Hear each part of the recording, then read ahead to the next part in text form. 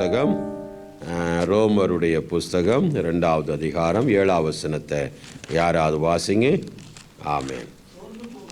சோர்ந்து போகாமல் நற்கிரியைகளை செய்து மகிமையையும் கனத்தையும் அழியாமையும் தேடுகிறவர்களுக்கு நித்திய ஜீவனை அளிப்பார். சோர்ந்து போகாமல் நற்கிரியைகளை செய்து மகிமையையும் கனத்தையும் அழியாமையும் தேடுகிறவர்களுக்கு நித்திய ஜீவனை அளிப்பார். பரலோக பிதாவே, இந்த மாலைவெளியிலும் எங்களை தாழ்த்தி உம்முடைய கரங்கள் ஒப்புக் கொடுக்கிறோம் அப்பா. கர்த்தர் ஆண்டவரே, எங்களுக்கும் அப்பா எங்கள் சோர்வுகளை எல்லாம் நீர் அகற்றி ஆண்டவரே அப்பா நாங்களும் அழியாமைகளையும் ஆண்டவரே நித்திய ஜீவனையும் தேடி அதை பெற்றுக்கொள்ள நீர் எங்களுக்கு அப்பா நற்கிரியைகளை செய்ய எங்களை உருவாக்கின மறுபடியும் சிருஷ்டித்த தயவுக்காக நன்றி. எங்களை பலப்படுத்தும் இந்த வேளையில் ஆசீர்வதியும். வார்த்தையை பொறுப்பில் எடுங்க. இயேசுவின் நல்ல நாமத்தில் நாங்கள் வேண்டி கேட்கிறோம் எங்கள் நல்ல பிதாவே. ஆமேன், ஆமேன், அல்லேலூயா, ஆமேன். கடந்த வாரத்தில் நம்ம பார்த்தோம். ஆமேன். ஏசாயா 40வது அதிகாரத்தில் 28 முதல் 31 உள்ள வசனங்களில் கர்த்தர் சோர்ந்து போகிறவனுக்கு என்ன கொடுக்கிறார்? பலன் கொடுக்கிறார். கர்த்தர் சோர்ந்து போகிற மனுஷனுக்கு பலன் கொடுக்கிறார் என்றும், ஆமேன், சத்துவம் இல்லாதவனுக்கு ஆண்டவர் என்ன கொடுக்கிறாரா? சத்துவத்தை கொடுக்கிறார் என்று நாம் என்ன செய்தோம்? வாசித்தோம். பெருக பண்ணுவார் சத்துவத்தை. அதனால் தேவ பிள்ளைகள் நம்ம என்ன செஞ்சிடக்கூடாது? சோர்ந்து போயிடக்கூடாது. ஆமேன். சோர்ந்து போனால் நம்முடைய பலன் என்ன செய்யும்? குறைஞ்சு போயிடும். பிசாசு சோர்வுகளை உண்டாக்குவான். இல்லாமே நம்முடைய வாழ்க்கையில் அது நடக்காது இது நடக்காது என்று அவன் சொல்லிட்டு இருப்பான். அல்லேலூயா, ஆமேன். ஆனால் யோபு நம்ம பார்த்தோம் 23ஆம் அதிகாரம் 14 எனக்கு குறித்திருக்கிறதை அவர் நிறைவேற்றுவார். அல்லேலூயா. நம்முடைய வாழ்க்கையில் என்ன குறித்து வச்சிருக்கிறாரோ அதை கட்டாயம் நமக்கு என்ன செய்வார்? நிறைவேற்றி தருவார். அதில் மாற்றமே இல்லை. நாம் நம்பிக்கையோடு ஆண்டவருக்கு நன்றி சொல்லி ஒரு எதிர்பார்ப்போடு இருக்கணும். நம்ம சோர்ந்து போயிடக்கூடாது. அல்லேலூயா, ஆமேன், ஆமேன். அதே நேரத்தில் ஆண்டவருக்கு நம்ம கீழ்ப்படிந்து நாம் நடப்போம்னா அவருடைய ஆலோசனைகளும் நமக்கு என்ன செய்யும்? வரும் என்று கடந்த வாரத்தில் கொஞ்சம் நம்ம பார்த்தோம். அல்லேலூயா, ஆமாம். இன்றைக்கு ஆண்டவர் மறுபடியும் இந்த ரோமரில் சொல்கிற ஒரு வார்த்தை நம்ம வாசிக்கிறோம். சோர்ந்து போகாமல் நற்கிரிகளை செய்கிறவர்கள், ஆமேன், அல்லேலூயா, மகிமையும் கனத்தையும் அழியாமையும் தேடுகிறவர்களுக்கு நித்திய ஜீவனை என்ன செய்வார்? அளிப்பார் என்று பவுல் சொல்லுகிறத நாம் பார்க்கிறோம். அல்லேலூயா. ஏன்னா எபேசியர் 2:10 நாம் நற்கிரியை செய்வதற்காகத்தான் நம்மளை என்ன செய்கிறார்? மறுபடியும் சிருஷ்டித்திருக்கிறார். நம்மை மறுபடியும் ஆண்டவர் என்ன செய்தார்? சிருஷ்டித்தார். நம்மை ரட்சித்து நம்மளை சிருஷ்டித்து நற்கிரிகளை செய்யணுங்கிற ஒரே காரணத்தை. நற்கிரியைனா என்ன? மற்றவர்களுக்காக நம்ம எந்த காரியத்தை செய்ய முடியுமோ அதை நாம் முயற்சி எடுக்கணும். அல்லேலூயா, ஆமேன். நம்ம சுயநலம் விட்டு, ஆமேன், தன்னைத்தானே வெறுக்காவிடில் அவன் தேவராஜ்யத்தில் போக முடியாதுன்ற மாதிரி அவரை பின்பற்ற வேணும்னா நம்ம முதல்ல நம்மை வெறுத்து இருக்கிற சூழ்நிலையில் இருக்கணும். அல்லேலூயா. சுயநலம் தேடாமல் மற்றவருடைய நலத்தையும் தேடும்போது ஆண்டவர் அவர்களுக்கு ஆமேன் நித்திய ஜீவனை என்ன செய்கிறார்? அளிக்கிறத நாம் பார்க்குறோம். அல்லேலூயா, ஆமேன். இந்த நாளில் ஆமேன், ஆமேன், வேதாகமத்தில் ஆமேன் நல்ல ஊழியக்காரர்களாக இருந்து தேவனுக்கு நல்ல ஊழியங்களை செய்த ஒரு சில தேவ பிள்ளைகள் தங்கள் வாழ்க்கையில் சோர்ந்து போனவங்க, சோர்ந்து போய் என் ஜீவனை எடுத்துக்கொள்ளும் அப்படின்னு சொல்கிற அளவுக்கு அவங்க போயிட்டாங்க. அல்லேலூயா. அந்த ஆட்களை கொஞ்சம் நம்ம கவனித்து பார்த்துட்டு நம்ம இன்றைக்கி திருவிருந்துக்கு போகிறோம். அல்லேலூயா, ஆமேன், ஆமேன். முதலாவது யோனா. ஆமேன். யோனா 4:3 வாசிக்கிறோம். யோனா 4:3. யோனாவின் புஸ்தகம் 4வது அதிகாரம் 3வது வசனத்தை யாராவது வாசிங்க. இப்பொழுதும் கர்த்தாவே, என் பிராணனை என்னை விட்டு என்ன செய்யும்? எடுத்துக்கொள்ளும். நான் உயிரோடு இருக்கிறதை பார்க்கிலும் சாகிறது என்னதா இருக்குமா? நலமா இருக்கும் என்றான். அல்லேலூயா. உயிரோடு இருக்கிறதை பார்ப்போம். யோனாவுக்கு என்ன சோறு வந்துருச்சு?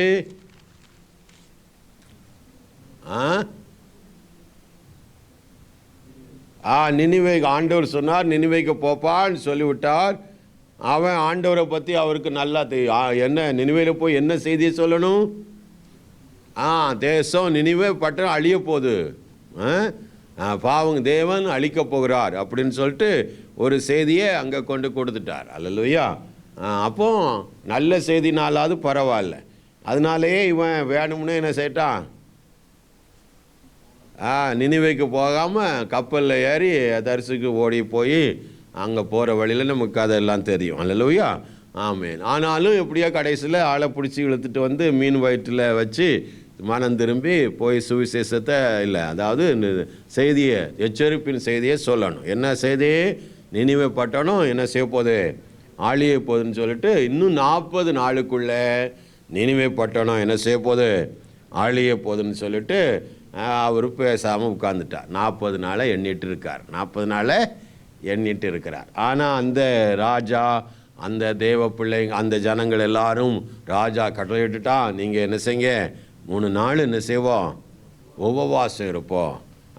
ஒரு மிருகமானாலும் சரி, யாருனாலும் பச்சை தண்ணி கூட என்ன செய்யக்கூடாது, குடிக்கக்கூடாது அப்படின்னு சொல்லிட்டு இரட்டு கொடுத்து சாம்பலிலும் எல்லாம் என்ன செய்தாங்க, உட்கார்ந்து 3 நாள் தேவ சமூகத்தில் பாவ மன்னிப்புக்காக, எங்களை மன்னிக்கணும்னு இரக்கத்துக்காக என்ன செய்கிறாங்க, கெஞ்சுறாங்க. கெஞ்சு நிற்கும் போது ஆண்டவர் என்ன செய்கிறார், எப்போலாம் தேவ ஜனங்கள் தங்களை தாழ்த்துறாங்களோ அப்போல்லாம் அவரும் மாறிடுவார். அல்லேலூயா.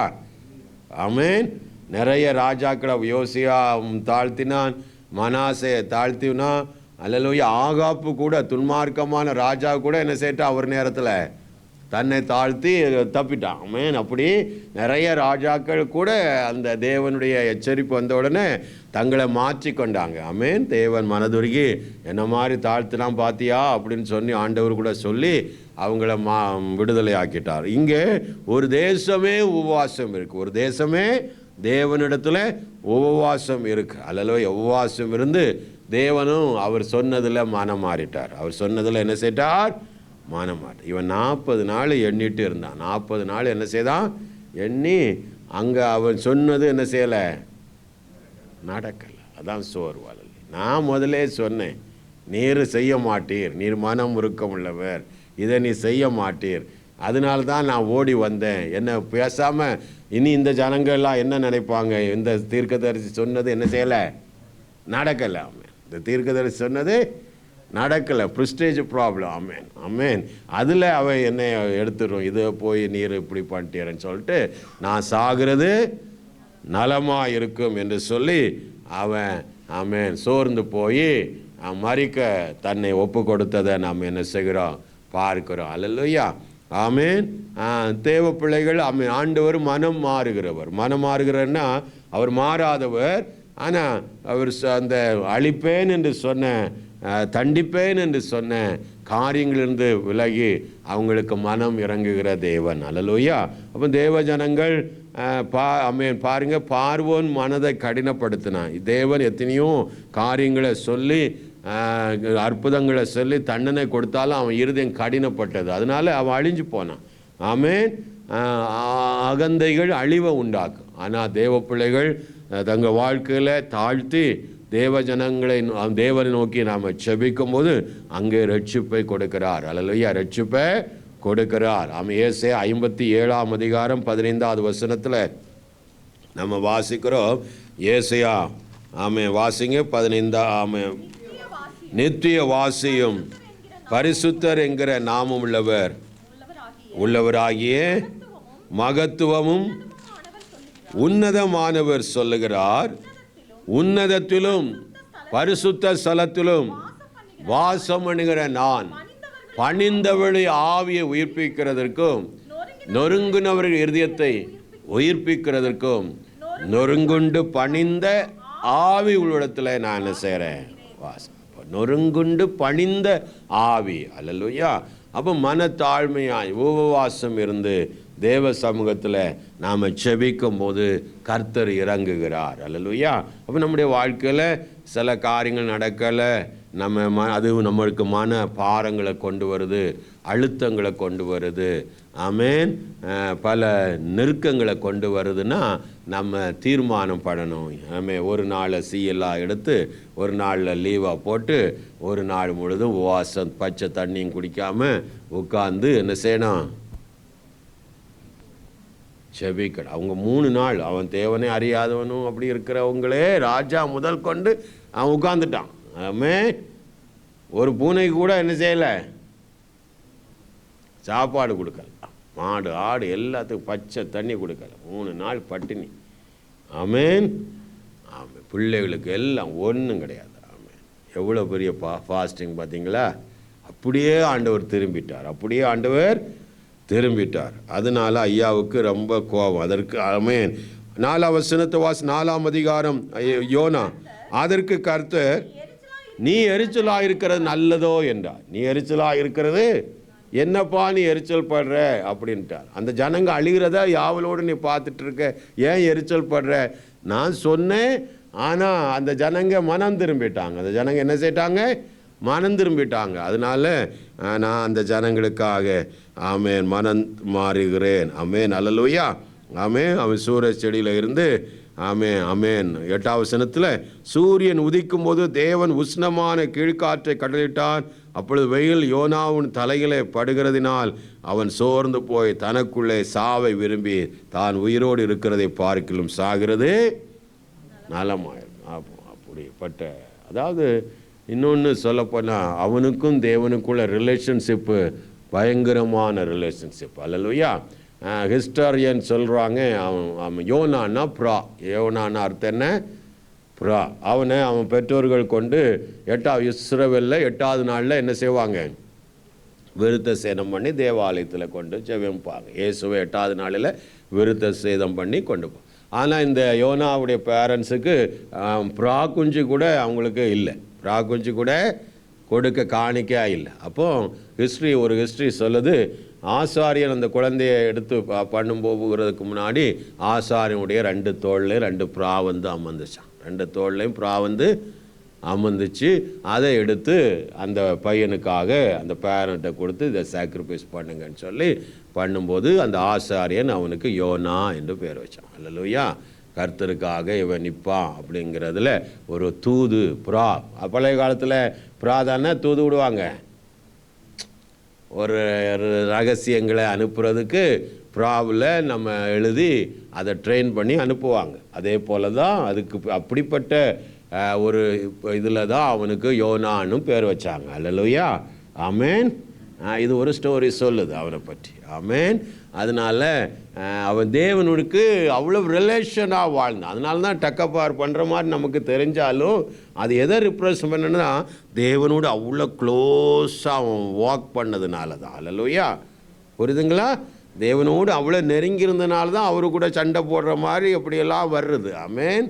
அதனால் அவன் விலை ஓடினான் அப்படின்னாலும் கூட, அப்படி ஒரு கதை சொன்னாலும் கூட சொன்னது தான். ஆனாலும் அவனுடைய ரிலேஷன்ஷிப் தேவனுக்குள்ளே பயங்கரமான ரிலேஷன்ஷிப். ஆமேன். ஆமேன். அதனால தான் சாகிறது நல்ல ஆண்டவர் பேசி அவனை ஆமேன் சரிப்படுத்தினார். அல்லேலூயா.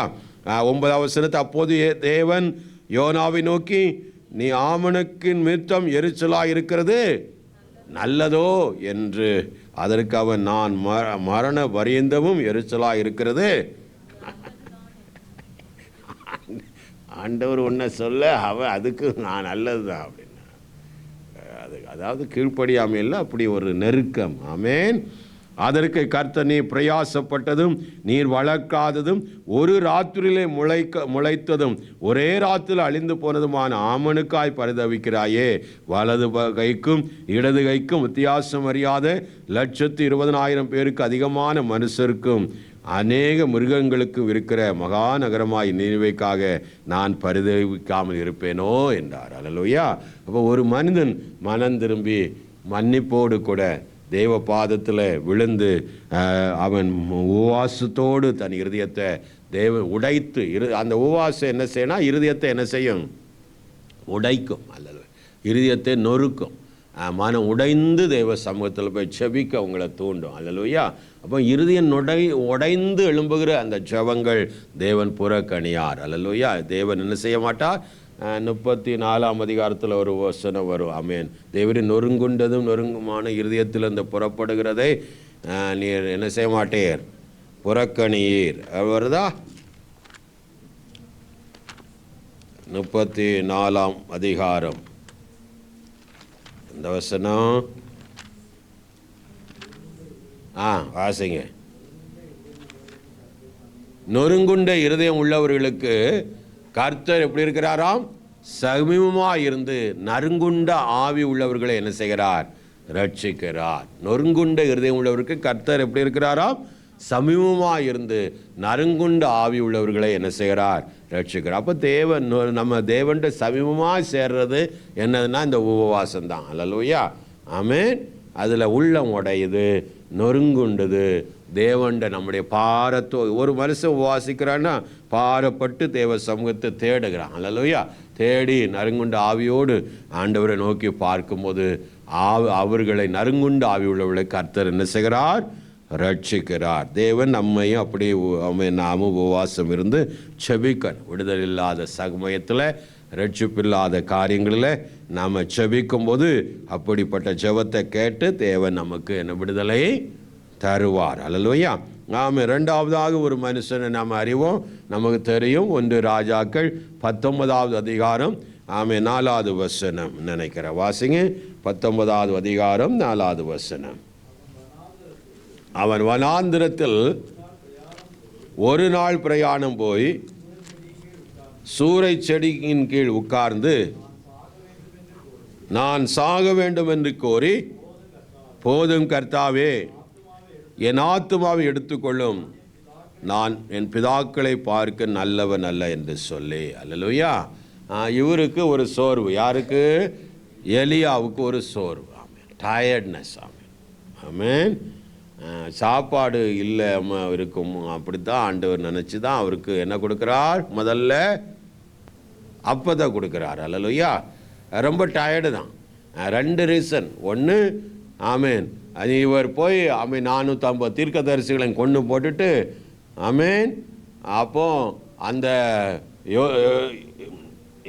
ஆமேன் பேர் என்ன, ஜேசபேல், அவளுடைய வார்த்தை வருது, நீ கொண்டு போட்டு இருக்கியா, நாளைக்கு உன் தலை உன் கழுத்தில் என்ன செய்யாது, இருக்காதுன்னு சொல்லி விட்டுருவா. ஆமாம், அது கூட அவன் பயந்ததா தெரியல. ஆனால் அவன் சோர்வு, கர்த்தர் ஆமென், அவன் சோர்வுக்கு முதல்ல அவனுக்கு கொடுக்கிறது. ஆமென். வாசிங்க 6வது வசனத்தில், அவர் விழித்து பார்க்கிற பொழுது தழலிலே சுடப்பட்ட அடையும் ஒரு பாத்திரத்தில் தண்ணீரும் தலைமாட்டில் இருந்தது. அப்பொழுது புசித்து குடித்து திரும்பவும் படுத்து கொண்டான். நல்ல ரெஸ்ட். அல்லேலூயா, ஆமென். ஒரு சூரை செடிக்கு படுத்துக்கொண்டு நித்திரை பண்ணினான். அப்பொழுது ஒரு தூதன் அவனை தட்டி எழுப்பி, எழுந்திருந்து போஜனம் பண்ணினான். தேவன் திட்டவே இல்லை. தேவன் அவனுடைய காரியத்தை சொல்லவும், நீ ஏன்டா இப்படி இருக்கிற, இதுக்கெல்லாம் சோர்ந்து போகலாமா, அப்படிலாம் அவனுடைய சோர்வுக்குள்ள காரணத்தை புரிஞ்சுட்டு அவனுக்கு உடைய காரியத்தை செய்கிறார். அல்லேலூயா, ஆமென்.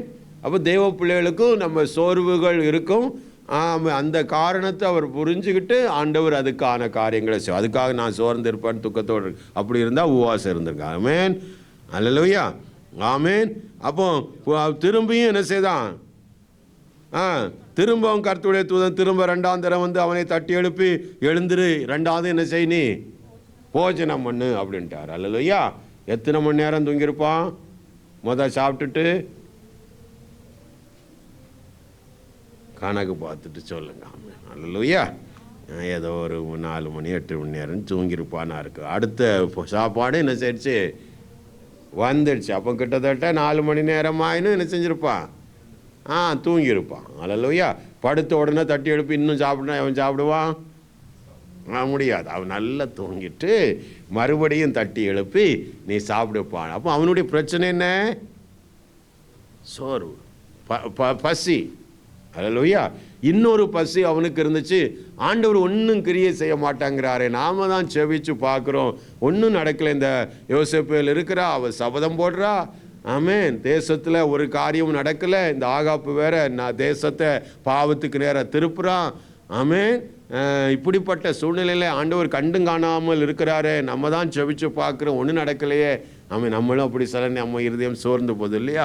10 வருஷமாக இவனை போட்டு நம்ம தேசத்தை நாசமாக்கிட்டு இருக்கான்னு, மாற்றம் வரும்னு நினச்சா என்ன செய்யலை, சோர்ந்து போயிருதா.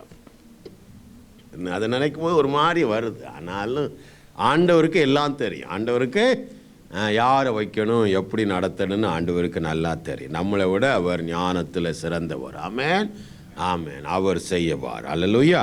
அதே போல தான் அவர் செய்வது மனுஷனுக்கு தெரியாது, ஆனால் அவர் கிரியை செய்துகிட்டே இருக்கிறார். அப்போ சோர்ந்து போனவனுக்கு சாப்பாடு கொடுத்து அந்த பலத்தில் 40 நாள் பிரயாணம் போனான். 40 நாள் என்ன செய்தா, நீ செய்ய வேண்டிய ஊழியம் உண்டு என்று சொல்லி 40 நாள் பிரயாணம் பண்ணி அவனுக்குள்ள ஆமேன் காரியத்தை 2 காரியத்தை அவன் செய்ய வைக்கிறார். அல்லேலூயா. ஆமேன். 16ஆம் வசனத்தில், பின்பு நிம்சியின் குமாரனாகிய யெகூவை இஸ்ரவேல் மேல் ராஜாவாக அபிஷேகம் பண்ணி ஆபேல் மேகலோ ஊரான சாப்பாத்தின் குமாரனாகிய எலிசாவை உன் ஸ்தானத்தில் தீர்க்கதரிசியாக என்ன செய்ய அபிஷேகம் பண்ணு அப்படின்னு சொல்லிட்டு, நான் என்ன செய்ய போறேன்னு ஆண்டவர் சொல்ல, சம்பவிப்பதாவது ஆசகேலின் பட்டயத்துக்கு தப்பினவனை யெகூ என்ன செய்வான், கொன்று போடுவான். யெகூவின் பட்டயத்துக்கு தப்பினவனை எலிசா என்ன செய்வான், கொன்று போடுவான்னு கர்த்தர் வைத்திருக்கிற திட்டத்தை எலியாவுக்கு சொல்லுறார். அல்லேலூயா. ஆமென். ஆண்டவர் எல்லாவற்றையும் நேர்த்தியாக செய்வார், அந்தந்த நேரத்தில் செய்வார். நமக்கு ஜெபம்லாம் பண்ணிட்டேன், உபவாசம் பண்ணி பார்த்துட்டேன், எதெல்லாமோ செய்து பார்த்துட்டேன், அவரும் ஒரு காரியத்தை செய்யமா இருக்காரு அப்படிங்கிற சோர்வும் என்ன செய்யும், வரலாம். ஆனால் ஆண்டவர் கிரியை செய்கிறார். ஆண்டவர் என்ன செய்கிறார், கிரியை செய்கிறார். அல்லேலூயா. ஆண்டவர் எப்பவும் முன்கூட்டியே ஆயத்தப்படுத்துகிறார், முன்கூட்டியே ஆயத்தப்படுது. யூத ஜனங்களுக்கு பெரிய ஒரு ஆபத்து வரப்போகுதுன்னு ஆமேன் இந்த எஸ்தர் புஸ்தகத்தில் ஆமேன் அந்த துன்மார்க்கன் ஆமேன் அவன் பேர் என்ன, ஆமான். ஆமேன், ஆமான். அவனுக்கு அவன் பெரிய பிளான் வச்சிருக்கிறான்னு தெரிஞ்சு பின்கூட்டியே அறிந்துதான் எஸ்தரை ஆயத்தப்படுத்தினார். அல்லேலூயா. இப்படி ஒவ்வொன்றையும் ஆண்டவர் நமக்காக ஆயத்தம் பண்ணுகிற ஒரு தேவன். அல்லேலூயா. அதனால நம்ம ஜெபங்க கேட்கப்படலைன்னு நம்ம தவிக்கக்கூடாது. ஜெபம் எப்பவும் ஆண்டவர் என்ன செய்கிறார், கேட்கிறார். தேவ பிள்ளைகள், அவரால் ரட்சிக்கப்பட்ட தேவ பிள்ளையுடைய ஜெபத்தை ஆண்டவர் என்ன செய்கிறார், கேட்கிறார். அல்லேலூயா. அவங்கள அவர் தள்ளாமல் அவங்களுக்கு வேண்டியவைகளை செய்கிறார். அதனால் சந்தோஷமாக இருக்கணும், நம்பிக்கையாக இருக்கணும். அப்போதான் தேவன் அந்த நம்பிக்கை சந்தோஷம்தான் ஜெயத்தை நமக்கு என்ன செய்யும், கொண்டு வரும், விசுவாசத்தை காத்துக்கொள்ளும். அல்லேலூயா. ஆமென்.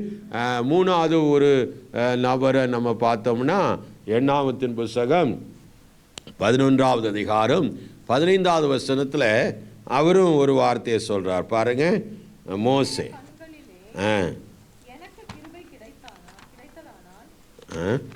அதானா 11 உம்முடைய கண்களிலே எனக்கு கிருபை கிடைத்ததானால் இப்படி எனக்கு செய்யாமல் என் உபத்திரத்தை நான் காணாதபடிக்கு. அங்கேயும் மோசே சொல்லிட்டார், என்ன செஞ்சிடும், இவங்களாம் பெரிய பெரிய ஊழியக்காரங்க, 30 லட்சம் ஜனங்களுக்கு பாஸ்டர் யாரு, மோசே. அந்த ஜனங்க கேட்டாங்க, எங்களுக்கு எகுத்துலாம் நல்ல கொம்பட்டிக்காயும் நல்ல வெங்காயம் பூண்டு வச்சு நாங்கள் சாப்பிட்டோம், இறைச்சிகளை என்ன செய்தோம், நைல் நதியோட மீன் எல்லாம் சுட சுட என்ன செய்தோம். எஜிப்சியன் வந்து நம்ம பார்பிக்யூ செய்கிறான்ல, அதுதான் அவன் ஃபேமஸ். ஆமென். அங்கே உள்ள ஃபுட்டெல்லாம் எல்லாமே என்னது தான், சுட்டு அப்படி தான் அந்த டேஸ்ட்டு அவனுக்கு. அதுக்குள்ளே வெங்காயம் அந்த பூண்டெல்லாம் வச்சு மீனுக்குள்ளே அப்படி மசாலையை வச்சு பேக் பண்ணி சாப்பிட்டா இப்போவுமே நாக்கு ஒரு மாதிரி செய்யுது இல்லையா, அந்த மாதிரி அவன் சாப்பிட்டு பழகினவனுக்கு இங்கே வந்து கொஞ்ச நாள் அந்த மண்ணா நல்லா இருந்துச்சு. அப்புறம் அவனுக்கு என்ன மாறிட்டு, சலிப்பாகி இந்த மண்ணா எதுக்கு அந்த மாதிரி ஆயிட்டு. அவன் நாக்கில் அதை நினச்சி பார்த்து நாக்கெல்லாம் வறட்சி ஆகி அதை நாடுனோடனே மோசே பார்த்து, இந்த வனாந்தரத்தை ஏன் கொண்டு வந்த, ஒரு இறைச்சி கூட எங்களுக்கு என்ன செய்யலை, நாக்கில் படலை, இவ்வளோ காலம் ஆயிடுச்சுன்னு சொல்லிட்டு ஒரே கல்லெடுப்பு தான். ஆமேன். அதை நினச்சிட்டு இவன் அழ ஆரம்பிச்சிட்டான். யார், மோசே ஒப்பாரி வச்சு, ஆமே என்ன நீர் என்ன செஞ்சிடும், பேசாமல் என்ன செஞ்சிடும், கொன்று போட்டுரும் அப்படின்னு சொல்லிட்டு சொல்கிறான். இந்த ஜனங்கள் எல்லாருக்கும் கொடுக்கறதுக்கு எனக்கு இறைச்சி எங்கேருந்து வரும், எனக்கு இறைச்சி கொடு என்று என்னை பார்த்து அழுகிறார்களே, என்னை பார்த்து என்ன செய்கிறார்களே, அழுகிறார்களே. ஆமென். இந்த ஜனங்களெல்லாம் நான் ஒருவனாய் தாங்கக்கூடாது, எனக்கு இது மிஞ்சின பாரமாய் இருக்கிறது. உம்முடைய கண்களிலே எனக்கு கிருபை கிடைத்ததானால் இப்படி எனக்கு செய்யாமல் என் உபத்திரத்தை நான் காணாதபடி இப்பொழுதே என்னை கொன்று போடும் என்று மறுபடியும் என்ன செய்தான்? வேண்டிக் கொண்டான். அல்லேலூயா. ஆமென். ஆண்டவர் பார்த்தார், எப்பா நீ ஒருவனா சுமக்காத, உனக்கு 70 பேரை நீ ஏற்படுத்து, 70 பேரை வச்சு உன் ஆவியை கொஞ்சம் அவங்களுக்கெல்லாம் என்ன செய்கிறேன், உன்கிட்ட இருந்து கனத்தையும் ஆவியையும் எடுத்து அந்த 70 பேருக்கு வைக்கிறேன், நீ செய் அப்படின்னு சொல்லிட்டு அவனை பலப்படுத்தினார். அல்லேலூயா. அது மட்டும் இல்லாமல் இந்த ஜனங்களுக்கு நான் என்ன கொடுப்பேன்? இறைச்சி கொடுப்பேன். ஆமென். ஆமாம், மோசைக்காகத்தான் ஆண்டவர் செய்தார், இந்த ஜனங்களுக்காக செய்யலை. ஆமென். மோசைக்கிட்ட சொல்வார், நான் இந்த ஜனங்களுக்கு என்ன செய்வேன்? இறைச்சி கொடுப்பேன். அல்லேலூயா. ஆமென். ஆமென். அல்லேலூயா. அது இந்த ஜனங்களெல்லாம் நானாக பெற்றெடுத்தேன், ஒரு தகப்பனை போல தோளில் சுமந்துட்டு போன்னு சொன்னீரே. ஆமென். அல்லேலூயா. அப்படின்லாம் அவங்க அழுது தேவ சமூகத்தில் என் உயிரை எடுத்துருன்னு சொல்லும்போது ஆண்டவர் அவர்களுக்கு சொன்னார், நான் இறைச்சியே கொடுப்பேன். பாருங்க, 22ஆம் வசனத்தில் மோசறான், ஆடு மாடுகளையும் ஆமென் அடித்தாலும் அவர்களுக்கு போதுமா, சமுத்திரத்து மச்சத்தை எல்லாம் அவர்களுக்கு சேர்த்தாலும் அவர்களுக்கு போதுமா என்ன? ஏன்னா 30 லட்சம் மக்கள், 6 லட்சம் யுத்த வீரர்கள், 6 லட்சம் யுத்த புருஷர்கள். அப்படின்னா ஒருத்தனுக்கு 2 மனைவி, ஆவரேஜ் 2 மனைவின்னு வச்சுக்கிடுங்க. பிள்ளைகள் எல்லாம் நிறைய. ஆமென். குழந்தைகள்லாம் நிறைய. நம்மளை மாதிரியா ஒருன்னு தின்னா அந்த நாளில் சவுலெல்லாம் ஒரு மாட்டுடைய ஒரு தொடையை அப்படி நம்ம சிக்கன் காலை கடிக்கிற மாதிரி அவன் தூக்கி கடிச்சிருவான். அப்படி சாப்பிட்ற மக்கள். ஆமென். நம்மளை மாதிரியெல்லாம் 2 துண்டு தின்னுட்டு போகிற ஆளுக்கள் கிடையாது. ஆமென். என்ன ஒரு மாதிரி பார்க்குறீங்க? சாமுவேலு விருந்து அந்த ஆயத்தம் பண்ணிட்டு சவுலுக்கு வருவான்னு நினைக்கிறார். அந்த முன்னந்தோடைய அவனுக்கா என்ன செய்ய எடுத்து வைன்னார்ல, ஒரு தினம் ஒரு தொடையாக தான் போடுவான். ஆமேன். ஆமாம், அது நல்ல கன்று. ஆமேன். அல்லேலூயா. அது அப்படிப்பட்ட புருஷர்கள், சாதாரணவங்களாம் இல்லை. அப்போ இவனுடைய பேரண்ட்ஸ் எல்லாம் எப்படி சாப்பிட்ருப்பான்? அவனு தான் இங்கே. அப்போ அவனுங்களுக்கெல்லாம் சாப்பாடு கொடுக்கும்போது மூக்கு முட்டை என்ன செய்தார்கள்? ஆமேன். அப்போ ஆண்டவர் சொல்கிறார் 23, அதற்கு கர்த்தர் மோசேயை நோக்கி, கர்த்தருடைய கை குறியிருக்கிறதோ, என் வார்த்தையின்படி நடக்குமோ நடவாது என்று நீ இப்பொழுது என்ன செய்வாய்? காண்பாய் என்றார். என் வார்த்தையின்படி நடக்குமோ நடக்காது என்று இப்போ நீ என்ன செய்வாய்? காண்பாய் என்று சொல்லிட்டார். அல்லேலூயா. ஆண்டவர் கீழ்காற்றை கொண்டு வந்து பாளையத்தில் இறைச்சி அந்த குயிலை என்ன செய்தார்? கொடுத்தார். அல்லேலூயா. ஆண்டவராலே ஆகாதது ஒன்றுமே கிடையாது. ஏன்னா அப்போ ஆண்டவர் சொல்றா, கர்த்தருடைய கை குறி இருக்கிறதோ. ஆமென். அப்போ அவரால் ஆகாதுன்னு ஒன்றுமே கிடையாது. நம்முடைய வாழ்க்கையில் அவரால் எப்படியும் என்ன மாதிரி ஆசீர்வதிக்க முடியும். ஒரே நாளில் நம்முடைய டெஸ்டினியை மாற்றி விட முடியும். ஆமென். ஒரே நாளில் சூழ்நிலையை மாற்ற முடியும். ஆண்டவரால் கூடாது ஒன்றுமே கிடையாது. அல்ல, அப்படிப்பட்ட தேவனை தான் நம்ம ஆராதிக்கிறோம். அதனால் நம்ம சோர்ந்து போயிடோட காரணம் அதுதான். நம்ம பெரிய பெரிய ஊழியர்களுக்கு சோறு வந்துருச்சு, மறிக்கணுங்கிற அளவுக்கு போயிட்டாங்க. ஆனாலும் அப்படி சொன்னாலும் ஆண்டவர் அவங்கள பலப்படுத்தி அதிசயங்களை செய்து எப்பா நடத்துன்னு சொல்லி நடத்துகிறார். அல்லேலூயா. ஆமென். இன்னொரு ஆளை பார்த்துட்டு நம்ம செபிக்கலாம். ஆமென். 1 கொரிந்தியர், புதிய ஏற்பாட்டில் 1 கொரிந்தியர் 9வது அதிகாரம் 15வது வசனத்தில் பவுல் சொல்கிறார் பாருங்க. அவர் என்ன அப்படி இருந்தும் ஒன்றை நான் அனுபவிக்கவில்லை, இப்படி நான் எனக்கு நடக்க வேண்டும் என்று என் மேன்மை பாராட்டுதலை ஒருவன் அபத்தமாக்குறதை பார்க்கலும் சாகிறது எனக்கு நலமாயிருக்கும். என் மேன்மை ஊழியத்தின் ஆரம்பத்தில் அவருடைய வாழ்க்கையில் அவர் சொல்கிற காரியத்தை பார்க்குறோம். அல்லேலூயா. நான் சாகிறது எனக்கு நல்லதாக இருக்கும், நான் இவைகளை ஒன்றும் அனுபவிக்கவில்லை, இப்படி எனக்கு நடக்க வேண்டும் இவைகளை என்று எழுதுகிறதும் இல்லை. என் மேன்மை பாராட்டுதலை ஒருவன் அபத்தமாக்குறதை பார்க்கலும் சாகிறது மேன்மை பாராட்டுதல். ஆமென். அல்லேலூயா. அவன் சொல்கிறது அப்படி சொன்னாலும் அவனுடைய 2வது நிருபத்தில் அவனுடைய வார்த்தையெல்லாம் நீங்கள் வாசித்தா ஆப்போசிட்டாக இருக்கும். 4ஆம் அதிகாரத்தில் 1ஆம் வசனத்தில் வாசிங்க. ஆமென்.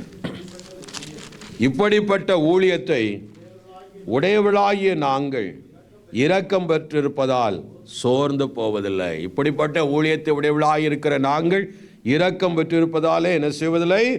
சோர்ந்து போவதில்லை. ஆமென். திரும்ப திரும்ப அந்த சோர்ந்து போவதில்லை. 8ஆம் வசனத்தில் அவன் சொல்ற, நாங்கள் எப்பக்கத்தில் நெருக்கப்பட்டும் ஒடுங்கி போகிறதில்லை, கலக்கம் அடைந்தும் மனம் அடைவது இல்லை என்று சொல்லி ஆமேன் அவன் சொல்லுகிறத நாம் பார்க்கிறோம். ஆமேன். 16ஆம் வசனத்தில் ஆனபடியால் நாங்கள் சோர்ந்து போகிறதில்லை, எங்கள் புறம்பான மனுஷனானது அழிந்தும் உள்ளான மனுஷனானது நாளுக்கு நாள் என்ன செய்யப்படுகிறது? புதிதாக்கப்படுகிறது. நம்ம உபத்திரங்களிலும் மன தளர்ச்சிகளிலும் வேதனைகளிலும் ஒன்று மட்டும் அறிந்திருக்கிறோம், நாங்கள் எப்பக்க நெருக்கப்பட்டாலும் நாங்கள் ஒடுங்கி போவதில்லை, கலகம் அடைந்தாலும் மனம் முறிவடைவதில்லை என்று சொல்கிற அளவுக்கு ஆமேன். அப்படி அவர் பலப்பட்டு வருகிறத நாம் பார்க்குறோம். அல்லேலூயா. பரிசுத்த ஆவியானவர் அவரை பலப்படுத்தினார். ஆமேன். அல்லேலூயா. அதே போல நம்மையும் அந்த ஆவியானவர் நம்மை என்ன செய்வார்? பலப்படுத்துவார். ஆமேன். எபேசியர் 3ஆவது அதிகாரத்தில் ஆமேன் 16ஆவது வசனத்தில் ஆமேன் உள்ளான மனுஷன் நாளுக்கு நாள் அதானா நீங்கள் அவருடைய ஆவியினாலே உள்ளான மனுஷனில் வல்லமையாய் பலப்படவும். ஆமேன். அவருடைய ஆவியில் உள்ளான மனுஷனில் நமக்கு பலன் உண்டாகிறது. ஆகவே தான் ஆண்டவர் சொன்னார், சோர்ந்து போகிறவனுக்கு என்ன கொடுக்குறேன்? சத்துவத்தை பெருக பண்ணுவேன், பலன் கொடுப்பேன். எப்படி பலன் கொடுக்கிறா? அவருடைய ஆவியினாலே. பரிசுத்த ஆவியானவர் நமக்குள்ளே இருக்கிறபடினால நம்மளை சோர்ந்து போக விட மாட்டார். அப்பப்போ சோர்ந்து போய் ஜபமெல்லாம் கொஞ்சம் குன்றி அப்படியெல்லாம் போகிற நேரத்தில் அந்த ஆவியானவர் மறுபடியும் ஜீவ தண்ணீரை நமக்குள்ளே ஊற்றி மறுபடியும் நம்மளை ஒரு புத்துணர்ச்சியை உண்டாக்கி அந்த புது பலனுக்கு அர்த்தம் ரினியூ இன்ஸ்டன்ட். ஆமேன். அதுக்கு அர்த்தம் என்ன? ரினியூ பண்ணுறார் ஆண்டவர், ஒரு மறுமலர்ச்சி உண்டாக்குகிறார். அதான் அர்த்தம். ஆவியானவர் நம்முடைய ஆத்மாவில் ஒரு மறுமலர்ச்சி மறுபடியும் உண்டாக்கி நம்முடைய ஆவியை பலப்படுத்தி மறுபடியும் ஜெபம் பண்ண வச்சு மறுபடியும் அவருக்குள்ளே ஒன்றாகி நம்ம வாழ்க்கையில் ஓட்டத்தை என்ன செய்யணும்? ஓடிட்டு இருக்கிறோம். ஆமென். அப்போ சோர்வுகள் வரலாம், வராதுன்றல்ல, வரலாம். ஆனால் நம்ம ஒரடியாக சோர்ந்து போய் வெளியே போயிடக்கூடாது. ஆமென். ஆண்டவரை பற்றி கொள்ளணும். ஆண்டவரை என்ன செய்யணும்? பற்றி கொள்ளணும். பற்றி கொள்ளும்போது ஆண்டவர் நமக்கு என்ன செய்கிறார்? பரிசுத்த ஆவினாலே பலன் கொடுக்கிறார், சத்துவத்தை கொடுக்கிறார். கழுகை போல மறுபடியும் பல சட்டைகளை அடித்து என்ன செய்வாங்க? உயரே எழும்புவாங்க. 40ஆவது அதிகாரத்தில் ஏசாயாவில் சொல்லப்பட்டிருக்கீங்களா? ஆமென். கழுகை போல புது பலன் அடைந்து சட்டைகளை அடித்து என்ன செய்வார்கள்? எழும்புவார்கள். ஓடினாலும் இளைப்படையார்கள், நடந்தாலும் சோர்வடையார்கள்.